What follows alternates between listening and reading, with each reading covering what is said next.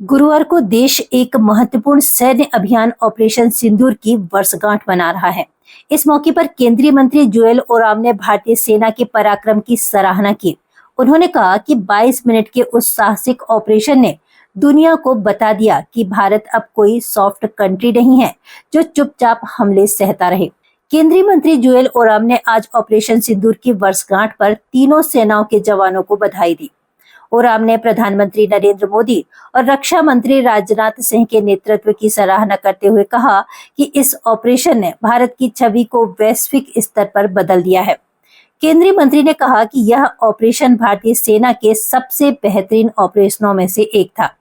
महज 22 मिनट के भीतर सेना ने अपने सभी लक्ष्यों को सफलतापूर्वक हासिल कर लिया था। उन्होंने पड़ोसी देश द्वारा चलाए जा रहे प्रॉक्सिमिटी वार पर कड़ा प्रहार करते हुए कहा कि अब भारत ईंट का जवाब पत्थर से देना जानता है। केंद्रीय मंत्री जुएल ओराम ने पिछली सरकार पर भी निशाना साधा। उन्होंने कहा कि मुंबई में हुए बड़े आतंकी हमले का उस समय कड़ा जवाब नहीं दिया गया था, जिससे दुश्मनों को लगने लगा था कि भारत एक कमजोर राष्ट्र है।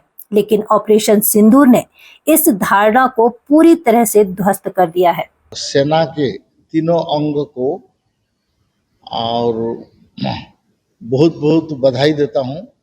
माननीय प्रधानमंत्री जी को भी बधाई देता हूँ और नमन करता हूँ।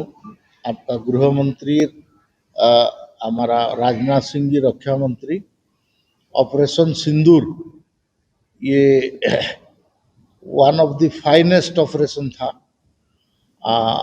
22 मिनट में हम लोग का जो टारगेट था, हम लोग का जो एम एंड ऑब्जेक्टिव था, जो लक्ष्य हमको हासिल करना था, उसमें हम लोग सफल हुए हैं और इसलिए उनको बहुत बहुत बधाई है। आप जानते हैं कि हमारे पड़ोसी जो आतंकवादी के जरिए हमारा साथ जो प्रॉक्सी वार कर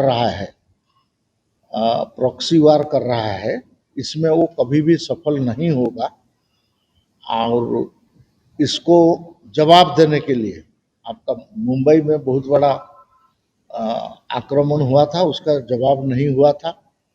तो इसके कारण उनको लगता था कि शायद India is a soft state, India एक सॉफ्ट स्टेट है और वो कोई कार्रवाई नहीं कर सकता है। लेकिन हम उसको ऑपरेशन सिंदूर करके हमने उनको बतलाया कि हम आपको कर सकते हैं और हम दिखा सकते हैं।